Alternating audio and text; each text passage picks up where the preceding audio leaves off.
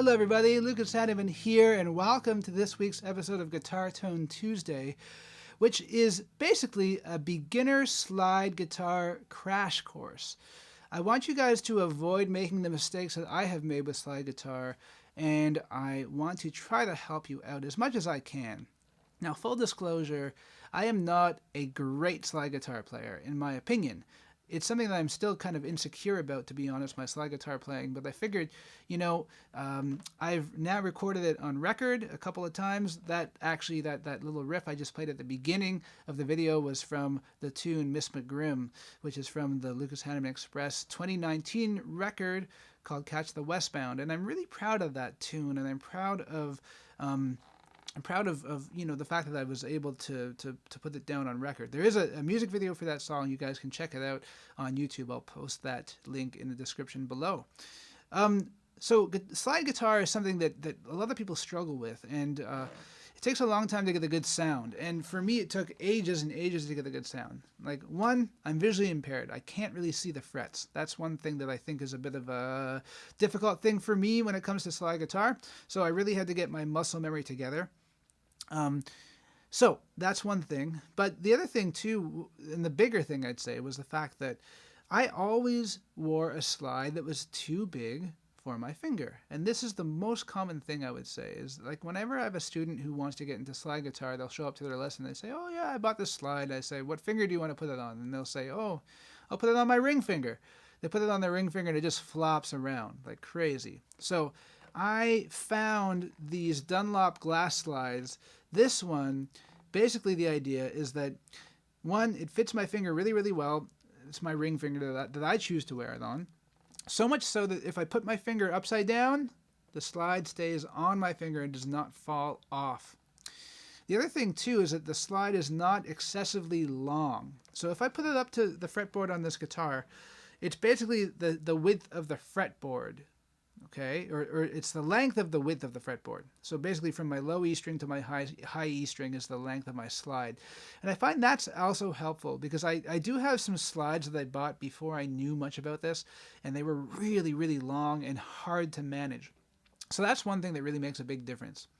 By the way, I just grabbed the most kind of generic guitar I could find today. This is my old Yamaki custom guitar. It's like an acoustic guitar from the 1970s, just a dreadnought. Not typically the type of guitar you'd want to play slide on. The action is not excessively high. The action is actually quite low on this guitar, I would say, just high enough to play fingerstyle guitar without buzzing. But I like that because to me, you shouldn't have to go out and buy a new guitar or raise your action up like crazy or put on the crazy thick strings to play slide. And I'm also still in standard tuning, and that's the other thing too, is that, yes, alternate tunings are great and they're a lot of fun, but when it comes to slide guitar, I think you should also be able to play it in standard tuning if that's the majority of what you do, is playing in standard tuning. So let's talk about some of the technique that really took me a long time to adapt or understand. I had to go to a couple great clinics with great guitar players to try to get some of these little tips in place here. Okay, so this is one thing. Let's talk about the right hand and then the left hand. So the right hand, your position when you're playing slide guitar is not like a typical free hand position. You're actually resting your hand on the guitar. On the strings of the guitar. So here's my technique, okay? So I drape my thumb across the low E, A, and D strings. So the side of my thumb is just touching those strings and resting against them. My index finger is underneath the G string, generally speaking, ready to pluck it. My middle finger is underneath the B string, ready to pluck it. My ring finger is underneath the high E, ready to pluck it. Now, sometimes those fingers can move a little bit from their post. Like in the intro, I did, where I was plucking the G and the D string both with my index, but it's because I was using my thumb to drone a bass note, okay? But if you're not doing that, it's definitely best to try to keep it, like if you're playing something slow, I think it's best to try to keep this hand position. I find it works really, really well. At least for me, it works really, really well. It's kind of like what you'd be doing if you're going to do a fingerstyle thing, with your index finger on the G, your middle on the B, and your ring on the high E, and then your thumb kind of responsible for the bass notes. But the difference here is that your hand is in resting position. If you think about it, it's almost like your fingers are sleeping on those strings, and then they only wake up when you're ready to use them. That's kind of how I think about it. For the left hand, what I'm doing is I'm never pressing too hard on the strings. There's some people who can make a good sound out of actually kind of hearing the frets with the slide. Like for instance, there's obviously there's some great slide guitar players around. Like Derek Trucks, for instance, is a guy who's made a great sound out of actually hearing the frets when he slides. Most of us mere mortals can't do that. So I always say just have a light touch, really be light with that slide. Don't press down at all with it on the strings. That's one thing, especially if you've got low action and a normal guitar. The slide's just gliding on the string. You're not pressing in any way, shape, or form. And the other thing that makes a big difference is the other dampening that's happening is your left hand. Your index finger and middle finger are following behind the slide, muting the strings. So if I were to strum the guitar without the slide touching the strings, it just sounds like a standard mute because my index and middle there are just resting on the strings. The slide goes down, it does what it needs to do, and I'm only lifting with the parts of my right hand that I need to pluck the string. That's one of the hardest things to get used to. If I don't dampen with my right hand or my left hand, it kind of sounds like this. If I press too hard, it sounds really horrible. But if I lighten up that touch, again, dampen behind the slide with my index and middle fingers, and then just only lift the fingers I need to pluck the strings.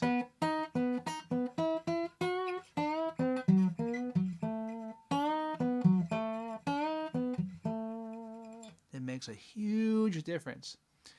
So here are some things I think that are very good to practice. Let's take a G major scale, okay? And we're just going to play it on the G string. So we're going to play just with our finger, one finger, okay? Open, 2nd fret, 4th fret, 5th fret, 7th fret, 9th fret, 11th fret, 12th fret. So that's just an ascending G major scale on one string with one finger. Open, 2nd, 4th, 5th, 7th, 9th, 11th, and 12th. Okay? Now, take your slide and play that same scale. And try to make sure that instead of being in between the fret bars, you're actually on the fret bars with your slide. Open, 2nd, 4th, 5th, 7th, 9th, 11th, 12th. Let me check my tuning. Not bad. Not perfect, but not bad. So that's one thing that really, really helps a lot.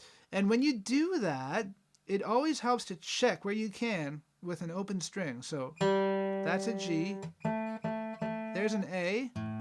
There's my A string. Okay, I was pretty good in terms of being in tune. Now I'm going to slide up to B. Going to check with my open string.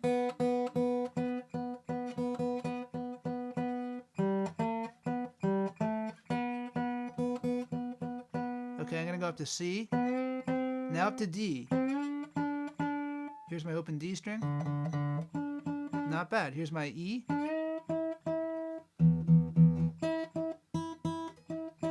So not bad. F sharp. G.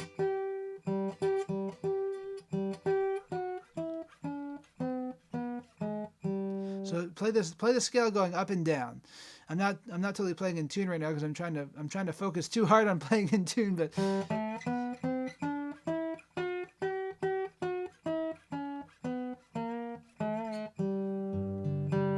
so trying to basically just go up and down, play something very simple. You could also play a melody, you know.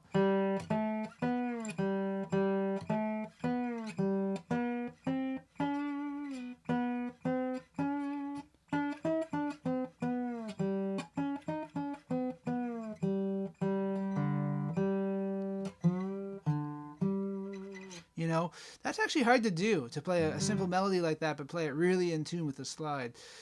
So all that is to say, I think you should do those things before you get into the, blues lick thing. It's definitely helpful just to spend some time on one string trying to play up and down, work on your muscle memory, work on playing in tune. Okay, that's it for this week. I hope you guys enjoyed this beginner slide guitar tutorial. Please do hit that like, share, subscribe button. Please do ring the bell icon. And that's it for this week. We'll see you guys and girls again next Tuesday.